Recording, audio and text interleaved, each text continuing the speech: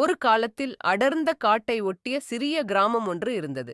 அந்த கிராமத்தின் எல்லையில் யாரும் தைரியமாக நடக்க முடியாத இருள் நிறைந்த பாதை இருந்தது. அப்பாதையில் தீய சக்திகளும் அநியாயமும் உலாவுவதாக மக்கள் நம்பினர். அந்த கிராமத்தை மறைமுகமாக காத்தவர் வீரனார். வீரனார் ஒரு சாதாரண மனிதனாக பிறந்தாலும் அவனுக்குள் பிறருக்காக போராடும் மனம் இருந்தது. அவன் அநியாயத்தை கண்டால் பொறுக்க மாட்டான். ஒரு வருடம் தொடர்ச்சியான வறட்சியால் கிராமம் துன்பத்தில் மூழ்கியது. இதனைத் தொடர்ந்து சிலர் பயத்தை பயன்படுத்தி மக்களை வஞ்சிக்கத் தொடங்கினர். வீரனார் அவர்களை எதிர்த்து நின்றான். அவன் சொற்கள் மக்களுக்கு தைரியம் தந்தன. அவன் செயல்கள் அநியாயத்தை ஒழித்தன. ஒரு இரவு கிராமத்தை அழிக்க நினைத்த தீய குழு ஒன்று வந்தது. வீரனார் தனியாகவே அவர்களை எதிர்கொண்டான்.